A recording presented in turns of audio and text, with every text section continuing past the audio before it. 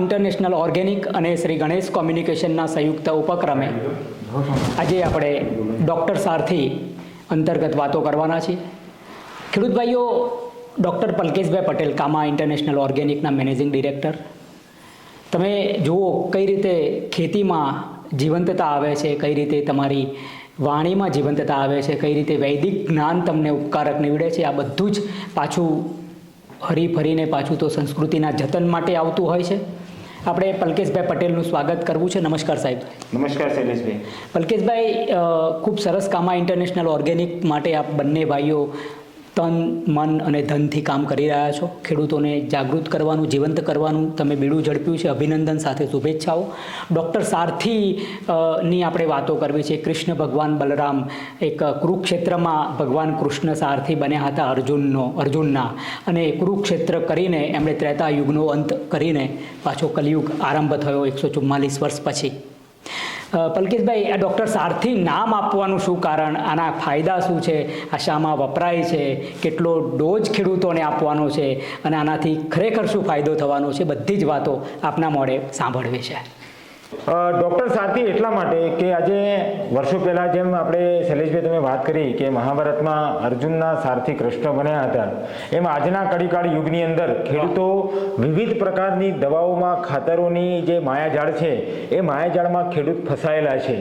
તો આજે અમારે ને હરેશભાઈની ચર્ચા થઈ કે આપણે એક એવું પ્રોડક્ટ બનાવવી છે કે જે ખેડૂતોને એમના સારથી તરીકે અથવા એમના જે જમીનની પાયાની બાબત છે એમાં ખેડૂતનો સારથી બની શકે અને ખેડૂતોને સરળતાથી અને સહજતાથી એક જે નામ યાદ રહી શકે કે જ્યારે આપણે કૃષ્ણ ભગવાનને યાદ કરીએ છીએ ત્યારે સારથી નામ અવશ્ય આપણા મગજની અંદર, અને આપણી કામાની તમામ પ્રોડક્ટો જે છે એ વૈદિક નામો પર આપણે હંમેશા રાખતા હોઈએ છીએ. એટલા માટે સારથી નામ રાખેલું છે. વાહ.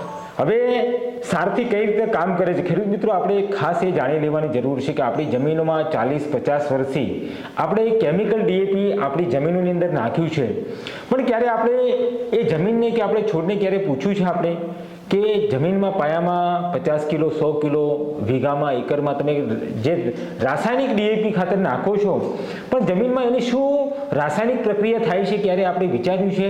અથવા એના પરિણામો શું મળે છે આપણે જોયું છે? તો ના. શું કામ?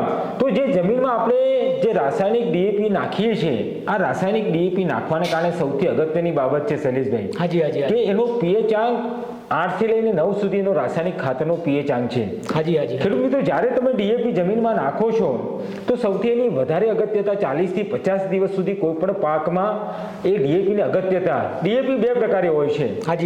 એક તો આપણે જે ડાયમોનિયમ ફોસ્ફેટ જે છે અને એક હાઇડ્રોજન ફોસ્ફેટના સ્વરૂપમાં બે પ્રકારે ડીએપી મળતા હોય છે. તો એમાંથી જે ડીએપી આપણે જમીનમાં નાખીએ છીએ એનું બંધારણ H3PO4 કરીને છે.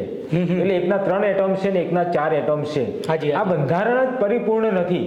એક બેગની અંદર આજે બંને આજે નાઇટ્રોજન અને ફોસ્ફરિક સ્વરૂપના અંદર આપણે આજે ડીએપીને જમીનમાં નાખતા હોઈએ છીએ. હવે ડીએપી નાખવાથી ખેડૂત મિત્રો મોટામાં મોટું એક જે કારણ જે છે કે ડીએપી તમે વર્ષો વર્ષ જમીનમાં નાખો છો એનો 5 થી 10% જ છોડ ઉપયોગમાં લે છે, બાકીનું ડીએપી તમારું જમીનમાં એમ પડી રહે છે. અને જ્યારે ખેડૂત ફરીવાર ખેતર ખેડતા હોય ત્યારે ડીએપીના દાણા જમીનમાંથી બહાર નીકળતા હોય છે. આનું મુખ્ય બીજું એક પણ કારણ છે કે જ્યારે તમે ડીએપી કેમિકલ વાળું નાખો છો તો એમાંથી આ જે TCP, ટ્રાય કેલ્શિયમ ફોસ્ફેટ કરીને આખો બોન્ડ બનાવે છે. હવે ડીએપી પોતે એક આળસુમાં આળસુ ખાતર છે. જો જેટલા ખાતરો છે શૈલેષભાઈ, એમાંથી ડીએપી ખાતર વિશે મારી પરિભાષામાં કહેવા જવું, આળસુમાં આળસુ ખાતર એટલા માટે કીધેલું છે કે આજે ફોસ્ફરસ જે બોન્ડ છે એના એટમ્સ પૂરેપૂરા નથી. એટલે ફોસ્ફરસ તત્વ એવું કહે છે કે છોડના મૂળને જરૂર હોય તો મારા સુધી લાંબુ થાય, બાકી હું ઓગળું નહીં. આનું નામ ડીએપી છે. આપણે સાદી ભાષામાં વાત કરીએ તો એક માણસ આળસુ હોય અને એના 3 મિત્રો જો સારા મિત્રો એની સાથે સંગતમાં રહે તો એ બધા જ મિત્રો આળસુ બની જતા હોય છે. એમ ડીએપી ખાતર પોતે આળસુ ખાતર છે. હવે આળસુ ખાતરના સંપર્કમાં જે ખાતરો જમીનમાં તમારા પડી રહેલા છે, જેમ કે કેલ્શિયમ છે તો કેલ્શિયમને આળસુ બનાવે છે, મેગ્નેશિયમને આળસુ બનાવે છે, તો આ બધા જ ખાતરો છોડ લભ્ય કરી શકતા નથી. એટલે સૌથી અગત્યની બાબત એ કે ડીએપી તો છોડ નથી લઈ શકતો, પરંતુ એની સાથે સાથે બીજા અન્ય જે તત્વો જમીનમાં તમારા છે એ પણ છોડ લઈ શકતા નથી. હવે બીજી વસ્તુ છે કે જે જમીનમાં અત્યાર સુધીમાં આપણે રાસાયણિક ખાતરો અન્ય દવાઓ નાખી અને જમીનનો પીએચ આંક વધારે છે, હવે એ જમીનમાં તમે જો કેમિકલ ડીએપી નાખો છો તો જમીનનો પીએચ આંક વધશે. હવે જમીનનો પીએચ આંક શૈલેષભાઈ વધવાથી શું થાય?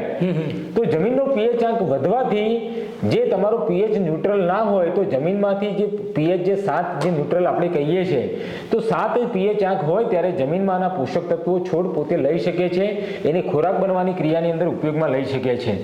તો આ જે ડોક્ટર સારથી છે એ સારથી એ જમીનને પોચી બનાવવાનું કામ કરે છે, ભરભરી બનાવવાનું કામ કરે છે, તમારા જમીનનો પીએચ આંક મેન્ટેન કરવાનું કામ કરે છે. સાથે સાથે તમારી જમીનની અંદર જે જમીન ખારાશવાળી કોસ્ટલ બેલ્ટવાળો વિસ્તાર છે કે જ્યાં ક્લોરીનનું પ્રમાણ વધારે છે અને જ્યાં ખેડૂતો ડીએપી પોટાશ નાખે છે અને છોડ લઈ શકતો નથી એવા વિસ્તારોની અંદર પણ આજે ડીએપી બહુ જ એમાં ઉપયોગી છે. સાથે સાથે તમારે ડીએપી જે જૈવિક જે ડોક્ટર સારથી તમે ઓર્ગેનિક ડીએપી જે આપણે પ્રોમ કહીએ છીએ એ નાખો છો એના કારણે જમીનમાં તમારે જે કોઈ પણ તત્વો જે છે એ જમીનમાં એની સાથે પડી રહેલા બીજા તત્વોને પણ છોડને લભ્ય કરવામાં સહાયક થાય છે, જમીનને પોચી અને ભરભરી બનાવે છે. અને ખાસ અગત્યનું કામ ખેડૂતો ડીએપીનું જે સારથીનું કામ એ છે કે તમારા જે મૂળના વિકાસ માટે આજે માત્ર ડીએપીને આપણે ઘણા બધા લોકો વાત કરતા ખાલી મૂળના વિકાસ માટે નહીં પરંતુ છોડના સંપૂર્ણ સર્વાંગી વિકાસ માટે ડીએપી જે ડોક્ટર સારથી છે જરૂરી છે. હવે આ કેવું છે કે દાણાદાર ખાતર હોય છે એટલે દરેક મિત્રોએ ધ્યાનમાં રાખવાનું છે કે ઘણાવાર ખેડૂત મિત્રો આપણે આ પાયાનું ખાતર છે એટલે પાયાના ખાતરમાં જ્યારે પણ તમે જમીનમાં કોઈ પણ પાકની અંદર આપો છો તો ઓછામાં ઓછી એકરમાં 1 થી 2 બેગની આપણી ભલામણ હોય છે કે જ્યારે તમે કોઈ પણ પાયાનું ખાતર વાવતા હોય એ ખાતરની સાથે તમે મિક્સ કરીને આને આપી શકો છો. બીજી વસ્તુ જે છે કે ઘણીવાર ખેડૂત મિત્રો આપણે ડીએપીના જે બેનિફિટ છે ઘણી વખત આપણે જોતા હોઈએ છીએ કેમિકલ ડીએપીની વાત કરી કે નાખ્યા પછી લાંબા સમયગાળા સુધી છોડને 0 થી લઈને 50 દિવસના એવા દિવસો છે કે જો તમારા તંતુમૂળની સંખ્યા જેટલી સારી અને વધારે હશે એટલી જ પેટાડાળીઓની સંખ્યા તમારી વધારે હશે. હવે જ્યારે શરૂઆતની અવસ્થામાં જ્યારે પ્રાઇમરી સ્ટેજમાં જ્યારે છોડને જરૂરી છે એ અવસ્થામાં જો એને ફોસ્ફરસ નથી મળતો તો ફોસ્ફરસ ન મળવાને કારણે તમારી જમીનમાં પડી રહેલો મેગ્નેશિયમ છે, અન્ય સૂક્ષ્મ પોષક તત્વો છે એ પણ એને સંયોજન ક્રિયા જે છોડની સાથે થવાની હોય એ પણ સંયોજનની ક્રિયા થતી નથી અને છોડને જે આપણે જે કહેતા હોય છે કે 15 પ્રકારના પોષક તત્વો જરૂરી છે, આ 15 પ્રકારના પોષક તત્વોમાંથી 3 પોષક તત્વો એવા છે નાઇટ્રોજન, ફોસ્ફરસ અને પોટાશ કે જેને આપણે મુખ્ય તત્વો કહીએ છીએ. મુખ્ય તત્વો એટલા માટે કહીએ છીએ કે એની જરૂરિયાત વધારે પ્રમાણમાં છે અને જો એ શરૂઆતના પાયાના ડોઝમાં આ મુખ્ય તત્વો જો આપણે કેમિકલ ખાતરથી નાખીએ છીએ તો એ પોષક તત્વો પૂરતા પ્રમાણમાં મળતા નથી. એના કારણે તમારા બાકીના તત્વો છે કેલ્શિયમ, મેગ્નેશિયમ, સલ્ફર અને સૂક્ષ્મ પોષક તત્વો આ પણ છોડ લભ્ય થઈ શકતો નથી, લઈ શકતા નથી. એના કારણે આ બધી જ વસ્તુ જયલેશભાઈ આ ડોક્ટર સારથી કરીને કામાનું અદ્ભુત સંશોધન છે કે જે ખેડૂત મિત્રો તમને આ વર્ષની પણ વાત કરીએ તો તમને જર્મિનેશનમાં પણ એટલો જમીન જેટલી પહોંચી રહેશે. ઘણી વખત લોકો જોઈએ છે કે 2 થી 3 પીએચએ જર્મિનેશન જોવા મળતું હોય છે પરંતુ જ્યારે તમે ડોક્ટર સારથી આપો છો તમને જર્મિનેશનમાં પણ ફાયદો કરે છે. એમાં રોગ અને જીવાત જે છોડમાં પાયાનું જે રૂટ મજબૂત છે એ રૂટ મજબૂત હોવાને કારણે જમીનના પોષક તત્વો પૂરતા પ્રમાણમાં લભ્ય લેવાથી છોડમાં રોગ પ્રતિકારક શક્તિ પણ સારી આવે છે અને પાછળ જતા તમને એ જ છોડ સારું ઉત્પાદન આપે છે. આમ વિવિધ પ્રકારના બેનિફિટો શૈલેષભાઈ ડોક્ટર સારથીથી જોવા મળે છે કે જેથી ખેડૂતોને બાગાયતી પાકો હોય, કઠોળ પાકો હોય, મરી મસાલાના પાકો હોય, બટાકાના પાકો હોય, કંદમૂળના પાકો હોય, તમામ પાકોની અંદર ખેડૂત મિત્રો આપણે ઓછા વધતા પ્રમાણમાં 1 એકરમાં 1 થી 2 બેગ તમે નાખો છો તો સારામાં સારું બેનિફિટ તમે ડોક્ટર સારથીથી લઈ શકો છો. ખૂબ સરસ પલકેશભાઈ, ડૉક્ટર સારથી અંતર્ગત ખૂબ સરસ વાતો કરી. એ ડીએપીના જે ડીએપી રાસાયણિક ખાતર તમે નાખો છો એની જગ્યાએ કામા ઇન્ટરનેશનલ ઓર્ગેનિકનું ડૉક્ટર સારથી જે 1-2 બેગને જમીનને ફળદ્રુપ કરવાની જે વાતો છે એ અંગે પલકેશભાઈ ખૂબ સુંદર વાતો કરી છે. ખેડૂત ભાઈઓ, આપણે બીજી કોઈ નવી પ્રોડક્ટની માહિતી લઈને ફરી મળીશું. અત્યારે બસ આટલું જ. ભારત માતા કી જય. જય જવાન, જય કિસાન. જય કિસાન.